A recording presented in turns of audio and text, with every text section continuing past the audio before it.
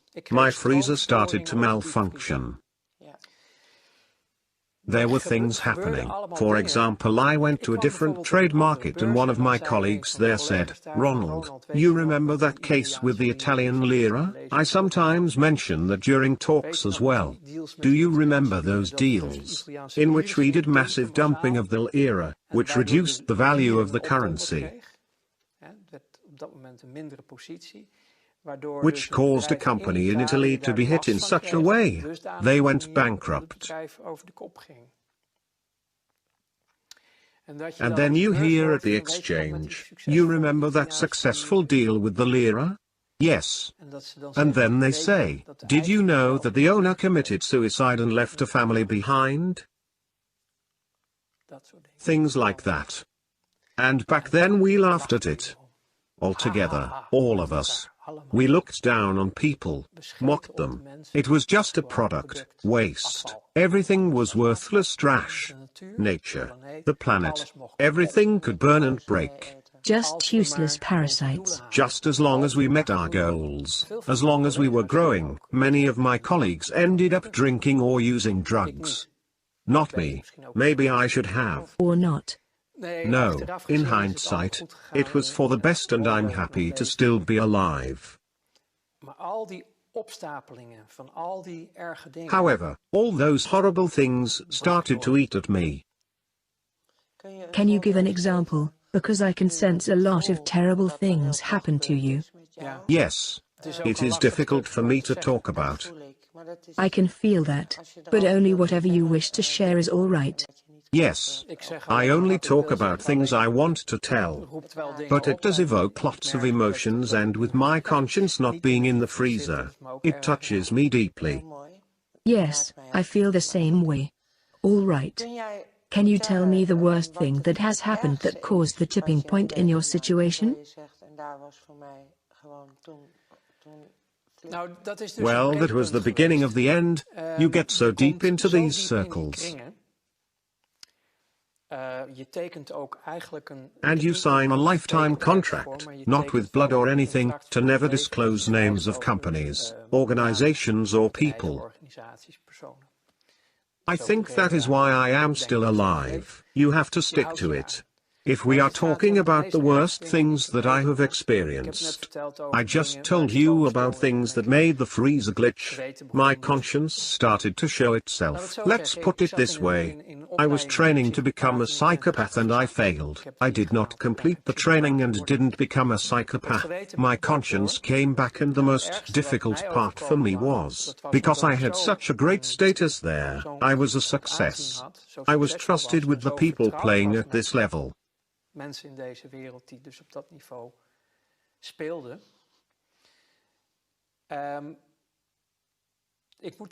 To put it carefully, most of these people followed a not very mainstream religion. So, you have Catholics, Protestants, all sorts of religions. These people, most of them, were Luciferians. And then you can say, religion is a fairy tale. God doesn't exist. None of that is real. Well, for these people, it is truth and reality. And they served something immaterial, what they called Lucifer. And I also was in contact with those circles, only I laughed at it because to me they were just clients. So, I went to places called churches of Satan. So now we are talking about Satanism. Yes.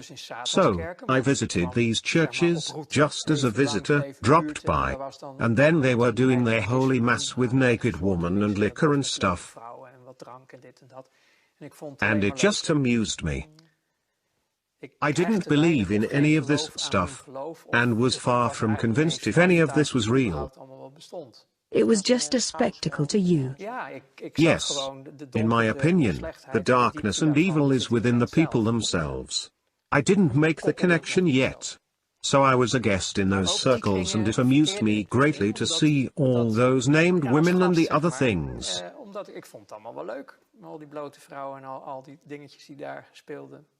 It was the good life. But then at some point, I was invited, which is why I'm telling you all this, to participate in sacrifices abroad.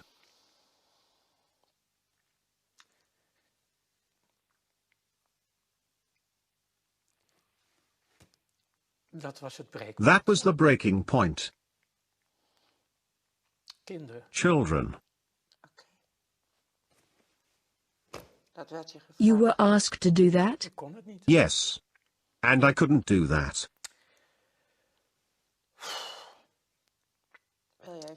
Would you like to stop for a moment, by the way? No. And then I started to slowly break down. I lived through quite a lot as a child myself, and this really touched me deeply. Everything changed. But that is the world I found myself in. And then I started to refuse assignments within my job. I could no longer do it, which made me a threat. I was no longer capable of functioning optimally. My performance started to shake and I had refused tasks. I had not participated. The purpose of the whole thing, eventually, in that world, is that they have everybody in their pocket. You need to be susceptible to blackmail. And blackmailing me proved to be very hard if I look back on it. They wanted to do that through those children. And that broke me. Is that, you are not telling me something new, what they also do in politics? If you Google this, you'll find enough worldwide witness accounts to know this isn't a Walt Disney fairy tale. Unfortunately, the truth is that worldwide they have been doing this for thousands of years. I once studied theology, and even in the Bible you find references to these practices with Israelites. The reason the first 10 tribes were banished to Babylonia was because of these rituals with children, including the sacrificing of children. So this is pertinent. All this made me believe, because I realized there was more to life than meets the eye. There is a whole invisible world. It is real. You really do talk about a dark force and a manifestation of light. So, I resorted to studying theology to make sense of it all. And psychology as well, if I remember correctly? Yes, but that I did in my first life, because through commercial psychology, mass psychology, I was able to manipulate situations for my own benefit. That is scary, because if you dig into that you find Tavistock Institute and mind control, MK Ultra, Monarch and the like. Yes, that is correct, but that was all part of the job. Through training at the job, I got into that more deeply, because when you are making deals, you also need to manipulate the media. You have to manipulate lots of things because nothing can be seen as it is. Everything has to appear to be something different. You see the people as a flock of sheep. You put a couple of border collies and drive them in a direction. And to be honest with you, I still see that happening around me. People are still, through the systems and methods that we ourselves used to use, being treated in that same way, and it still works. People still don't understand how it really works and are still on the level of as long as I have my beer and whatever, completely self-absorbed, also a survival mechanism. I mean, it is the program after all. But you still see how stupidly easy it is to put people in a certain direction, when you are the one pulling the strings. That is mass psychology. Yes, and later, much later, in all those studies and discoveries, I found a document which they are claiming is bullshit, of course, the Protocols of Zion. And nowadays I recommend everyone to read the whole of that incredibly boring document. Just work through it, read it though. We are also talking about Zionism. Yes, of course. If you read the Protocols of Zion and really study them and understand, then it is like reading the newspaper of the daily life. How from their position of ultimate power, and ultimate it has literally become, But that is only because the people don't stand up for themselves. They don't realize what reality is. And we have all been programmed. If you dare to say you are against Zionism, then you are branded an anti-Semite. The negative, you can say evil, the Luciferians, the Satanists. Whatever you wish to call it, it is a real entity. I have found that what is written in the Bible, and not just the Bible, you can find it in so many books. There really has been a moment of separation from the manifestation of light, in which a group went their own way and are carrying an intense hatred, anger.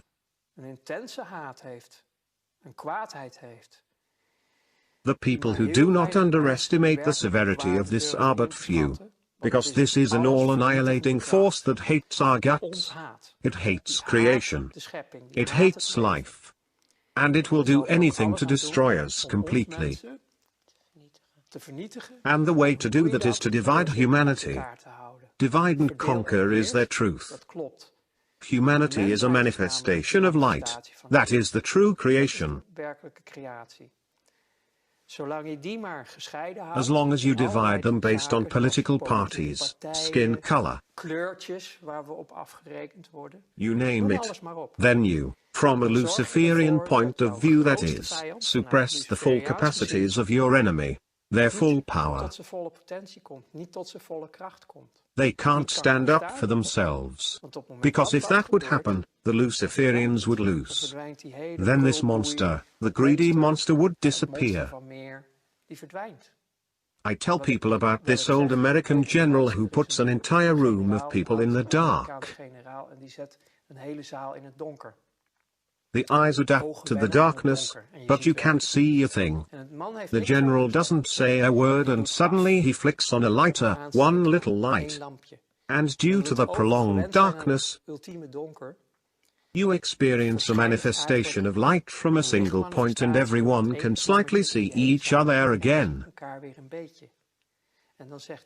And then he says, that is the power of our light. Beautiful. Unite. Unite. Come together. And this entire shit story ceases to exist. That's how fast it could happen. But that is easy for me to say now. But then I was in a period of my life in which I was crumbling down. Could you tell us something specific about that? How did that happen?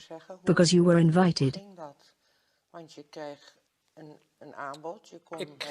I started to refuse assignments. My conscience came back after the request involving the children and I started to refuse more and more.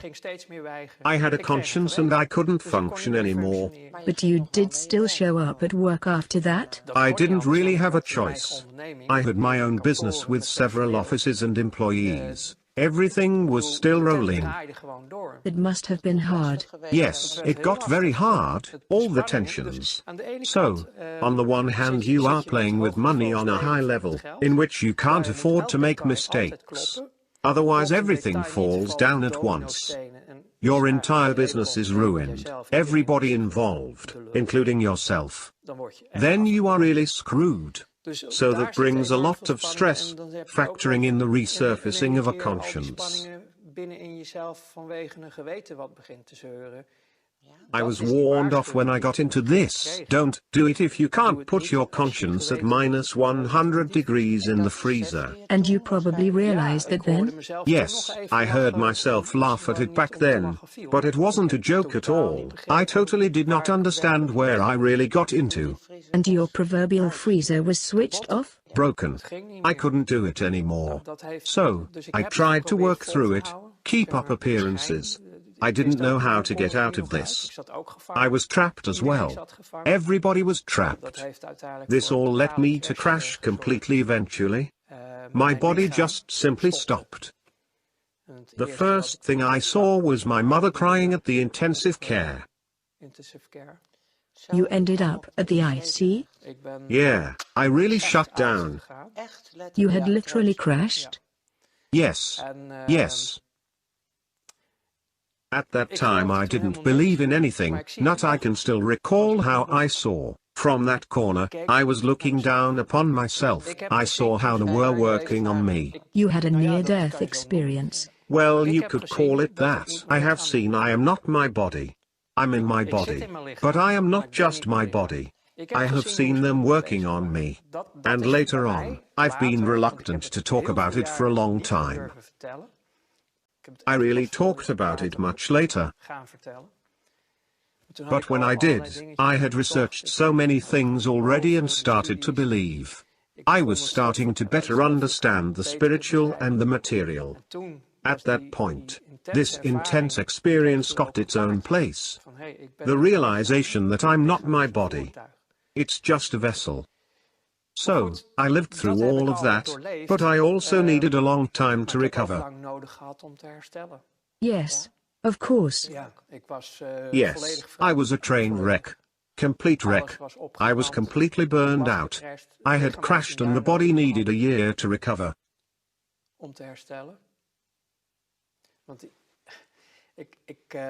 Because I don't really want to get into it now, but in those circles, I got tortured physically during my exit time. This was in order to make sure I would never break the contract of secrecy. So, I was taken for a certain amount of time. I was treated.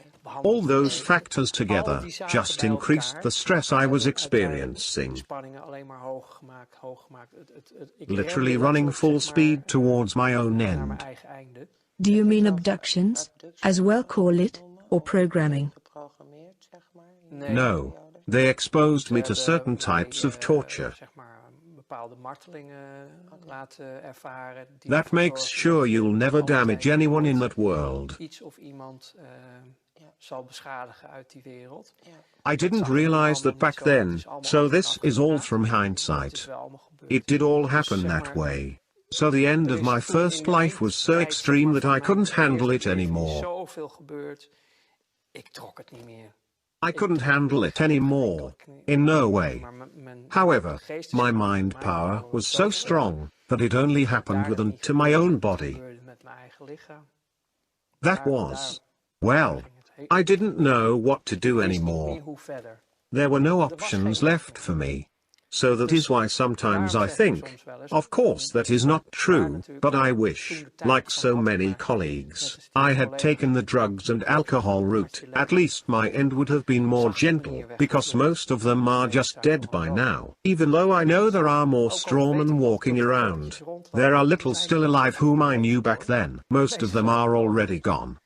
Well, I was dead too, but I'm still here. So, you still have something left to do. Yes, I suppose you could say that. But that is, I can't say in short, since I don't know how long we have been talking, the world that I found myself in. If you have any specific questions, then I can answer them, but I had hoped to be more concise, but I just don't know how. Well, you have my gratitude for all you have shared. To me, it is still a very big deal.